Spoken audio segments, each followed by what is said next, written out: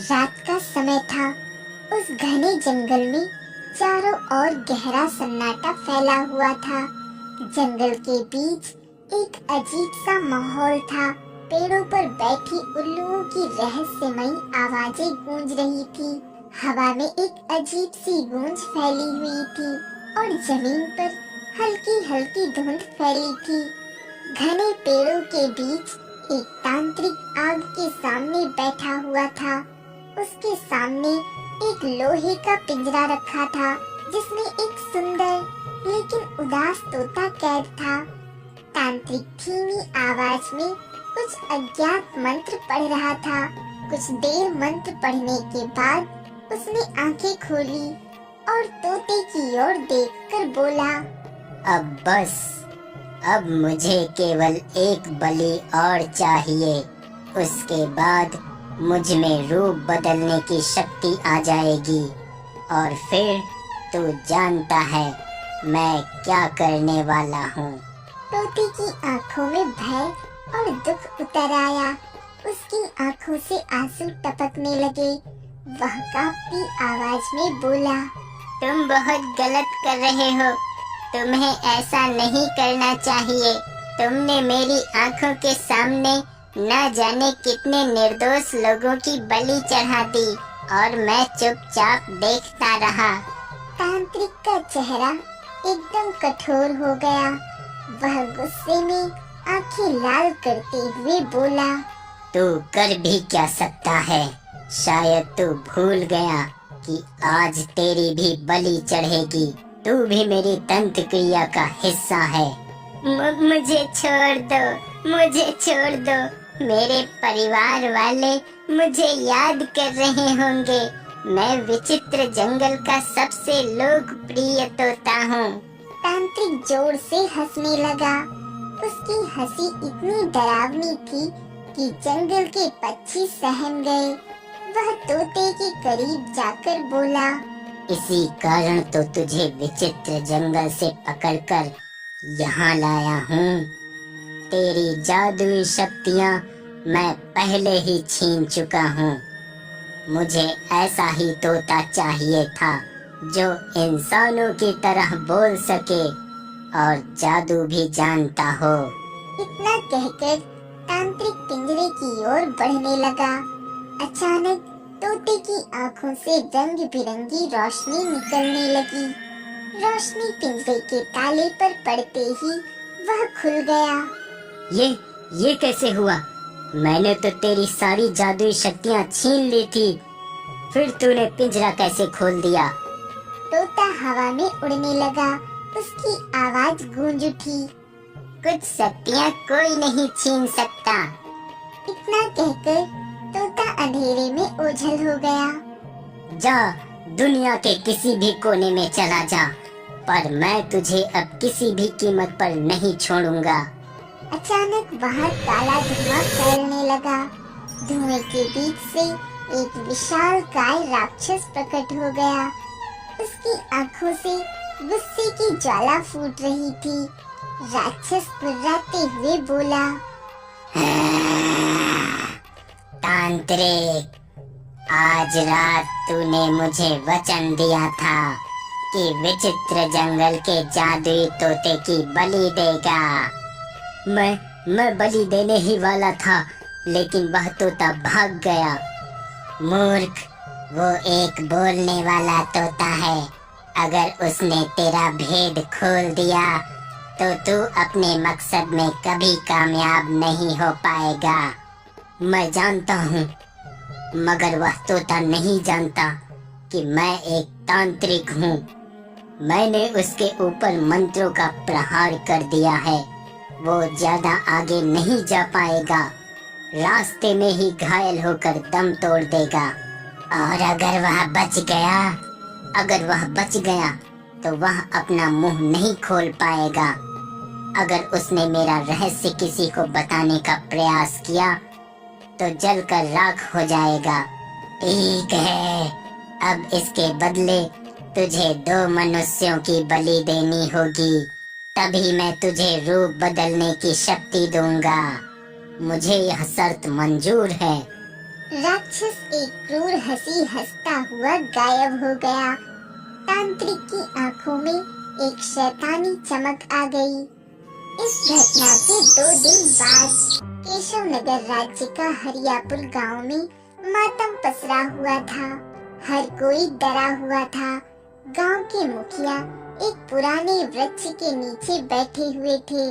उनके चारों ओर गांव के लोग जमा थे।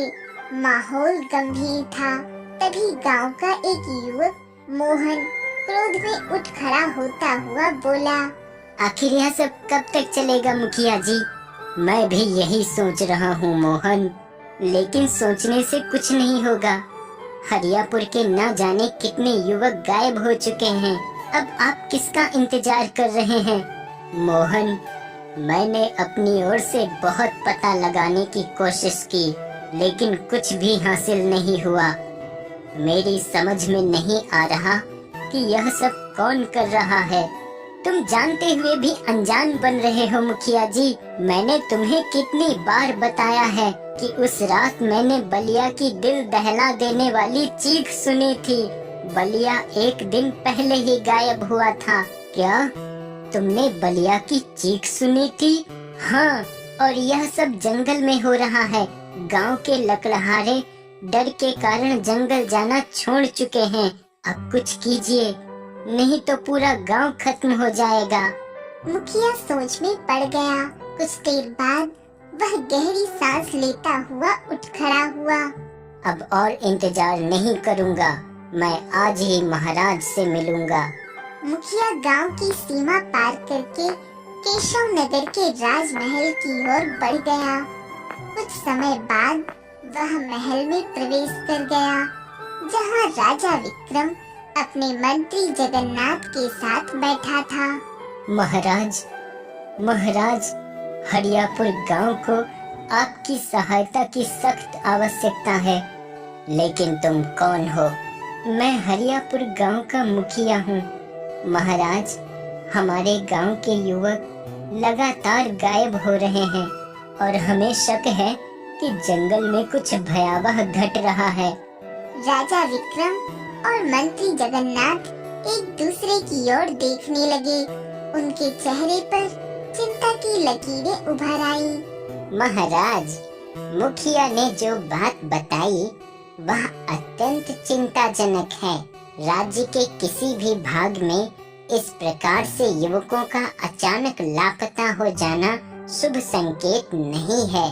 सही कह रहे हो जगन्नाथ, हमें इस मामले की गहराई से जांच करनी होगी। महाराज, हमें अपने गुप्तचरों को इस कार्य में नहीं लगाना चाहिए।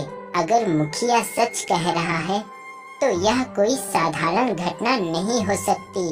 उचित सुझाव है मंत्री, हमें पहले सत्यता की पुष्टि करनी होगी। महल के एक सैनिक को संकेत देते हुए बोला, तुरंत मुखिया के साथ हरियापुर गांव जाओ और पता लगाओ कि मुखिया की बात कितनी सत्य है।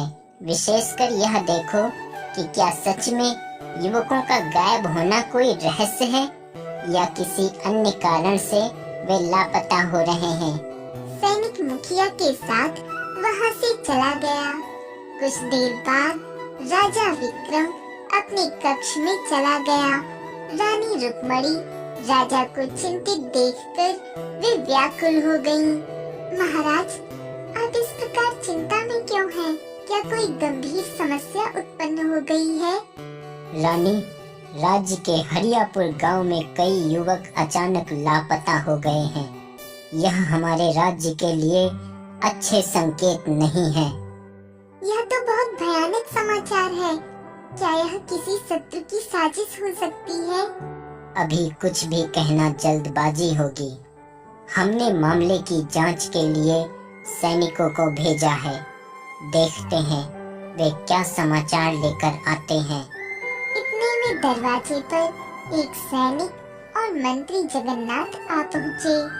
महाराज, सैनिक वापस आ गया है। उसने जो जानकारी दी है वह हमारे लिए और भी चिंताजनक है। क्या पता चला? सैनिक का कहना है कि मुखिया ने जो कहा था वह सत्य है। हरियापुर गांव से युवक सच में गायब हुए हैं और मोहन नाम के व्यक्ति ने बलिया की चीखें रात के सन्नाटे में सुनी थी। हे ईश्वर, यह तो कोई साधारण घटना नहीं है। उसी समय राजकुमार आदित्य कक्ष में प्रवेश कर गया।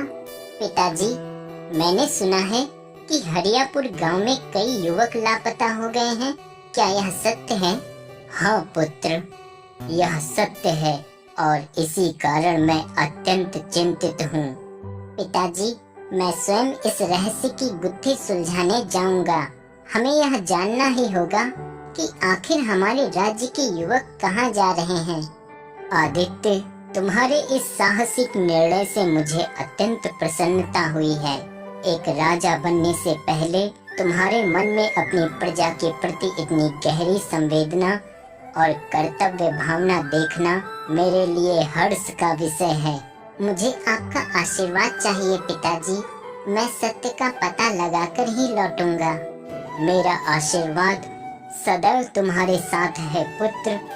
राजकुमार आदित्य घोड़े पर सवार होकर हरियापुर गांव के लिए निकल गया। रास्ते भर उसकी आंखों में चिंता थी और मन में सवालों का सैलाब। जैसे ही वह गांव पहुंचा तो वहां का मुखिया पहले से ही खड़ा था। राजकुमार आदित्य, आपको देखकर प्रसन्नता हो रही है। देखिए, गांव वाले कितने डरे हुए हैं, लेकिन आपके आगमन से उनकी आंखों में फिर से विश्वास लौट आया है। उन्हें लग रहा है कि अब सब कुछ ठीक हो जाएगा। मैं अपना पूरा प्रयास करूंगा। मुझे उस व्यक्ति से मिलवाओ जिसने लापता युवक की आवाज सुनी थी। कुछ ही क्षणों में मोहन वहां आ पहुंचा। उसकी आंखों में डर और चिंता स्पष्ट झलक रही थी। राजकुमार जी, उस रात मैं अपने खेत में काम कर रहा था, तभी मुझे बलिया की चीख सुनाई दी थी। उसने मदद के लिए पुकारा, लेकिन जब मैं आवाज की दिशा में भागा तब तक सब शांत हो चुका था। बलिया एक दिन पहले ही लापता हुआ था। राजकुमार आदित्य उसकी बात सुनकर गहरी सोच में डूब गया और धीरे से बोला, इसका मतलब जंगल में कुछ ऐसा है जो बड़ा ही रहस्यमयी है। मुझे वहाँ जाना होगा। मुखिया के चेहरे पर डर साफ नजर आने लगा। वह तुरंत राजकुमार को रोकने की कोशिश करते हुए बोला, राजकुमार जी, आप अकेले जंगल मत जाइए। अगर आपको वहाँ जाना ही है तो कुछ सैनिकों को अपने साथ ले जाइए। राजकुमार आदित्य की आंखों में तीव्रता आ गई।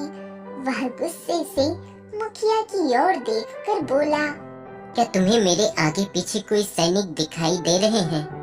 नहीं राजकुमार, क्योंकि मैंने उन्हें जानबूझकर नहीं लाया। मैं छोटे मोटे मामलों में सैनिकों को परेशान नहीं करता। इस रहस्य की गुत्थी मैं खुद सुलझाऊंगा।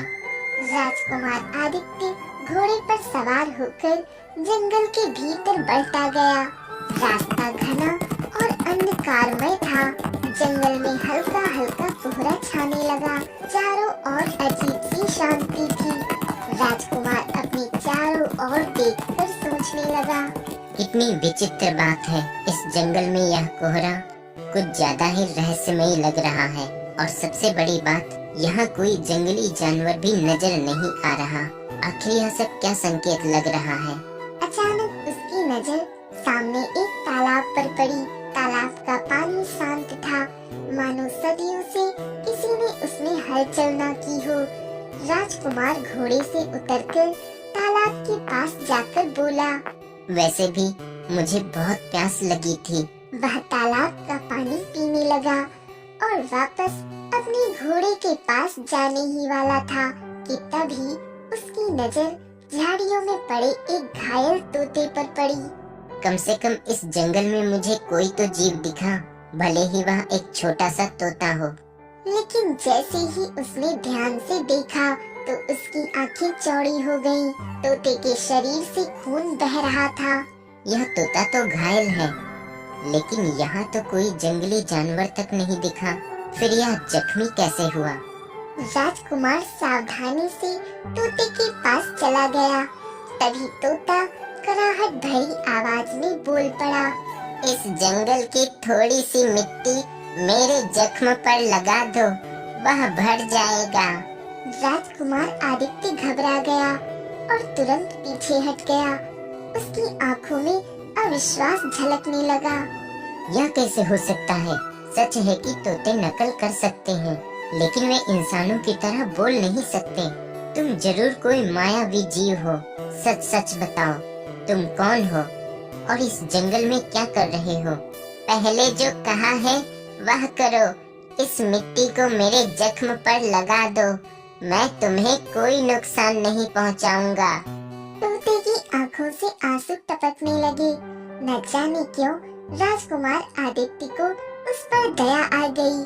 वह झुककर मिट्टी उठाकर तोते के जख्म पर लगाने लगा। अगले ही पल तोते का शरीर रंग बिरंगी रोशनी से चमक उठा और उसके जख्म पूरी तरह से भर गए। राजकुमार, आपको अकेले जंगल में नहीं आना चाहिए था। आप नहीं जानते कि यहाँ क्या चल रहा है। राजकुमार आदित्य उसकी बात सुनकर और भी चौंक गया। पहले यह बताओ कि तुम कौन हो और तुम इंसानों की तरह कैसे बात कर सकते हो? मैं इस विचित्र जंगल का एक जादुई तोता हूँ। मेरी प्रजाति इसी जंगल के गहरे भागों में रहती है, जहाँ कोई साधारण मनुष्य नहीं जा सकता।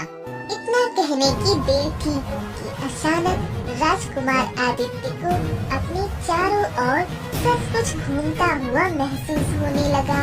उसकी आंखों के आगे अंधेरा सा छा गया और वह बेहोश होकर जमीन पर गिर गया। जादुई तोता कौन है? क्या यह सच में कोई जादुई जीव है या इसके पीछे कोई और बड़ा रहस्य छिपा है? विचित्र जंगल का रहस्य क्या है? जंगल में कोई भी जानवर क्यों नहीं दिख रहा? वह रहस्यमयी कोहरा क्यों फैला हुआ है? बलिया कहाँ गया? वह अचानक गायब कैसे हो गया? क्या उसे किसी ने उठाया या वह किसी रहस्यमयी शक्ति का शिकार हुआ? राजकुमार आदित्य को क्या हुआ? उसे अचानक चक्कर क्यों आए? क्या यह जंगल की कोई शक्ति